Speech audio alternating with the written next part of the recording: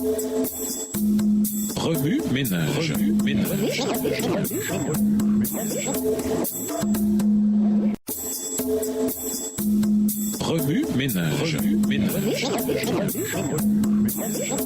Bienvenue dans votre émission Remue ménage. Nous voyons de jeudi s'impliquer l'esclavage aux États-Unis. Tout le ciel voit avec indignation les êtres humains, cette création de Dieu, réduit par leur semblable à la dégradation la plus abjecte, rabaissée au rang des brutes, de soi-disant disciples du Sauveur dont la compassion s'est toujours exercée à la vue des maux de l'humanité, s'engage de gaieté de cœur dans ce péché énorme consistant à réduire en esclavage les âmes des hommes. La misère humaine est exploitée de lieu en lieu, achetés et vendus. Les anges ont enregistré tout cela dans le livre. Les larmes des esclaves pieux, hommes ou femmes, des pères, des mères, des enfants, des frères et des sœurs sont conservés dans le ciel. Dieu retient sa colère, mais pour très peu de temps. Il exercera cette colère contre notre nation et surtout contre les organisations religieuses qui ont sanctionné ce terrible trafic d'esclavage et l'ont elles-mêmes pratiqué. Ces soi-disant chrétiens lisent la description des souffrances des martyrs et les larmes coulent sur leurs joues. Ils s'étonnent que des hommes aient pu s'endurcir au point de commettre de telles cruautés. Cependant, ceux qui pensent et parlent ainsi retiennent en même temps des êtres humains en esclavage. Les cris des opprimés sont montés jusqu'au ciel et les anges sont stupéfaits à l'ouïe de ces souffrances infligées à ses semblables par l'homme, formé à l'image de Dieu. Texte tiré du livre Premiers écrits, la section Les péchés de Babylone, aux pages 274 et 275, livre écrit par Ellen G. White. J'ai vu que vous, frère A, avez permis à vos principes politiques de détruire votre jugement et votre amour de la vérité. Il ronge la vraie piété de votre cœur. Vous n'avez jamais considéré l'esclavage sous le bon angle et votre point de vue sur cette question vous a jeté du côté de la rébellion qui a été attisée par Satan et son armée. Votre point de vue sur l'esclavage ne peut s'harmoniser avec les importantes vérités sacrées pour notre temps. Il vous faut renoncer soit à votre point de vue, soit à la vérité. Les deux ne peuvent être chéris dans le même cœur car ils sont en guerre l'un contre l'autre. Extrait du livre Testimony for the Church, volume 1, chapitre 69, page 359, livre écrit par Ellen G. White. Remue ménage. Suite à l'étude d'Apocalypse 14, quelles applications devez-vous faire dans votre vie personnelle? Quelles sont les applications pratiques que vous devez faire à votre école, dans votre famille, au travail et à l'église? Révisez le verset à mémoriser. En quoi s'applique-t-il à votre vie cette semaine? Au revoir. Et à demain si Dieu veut.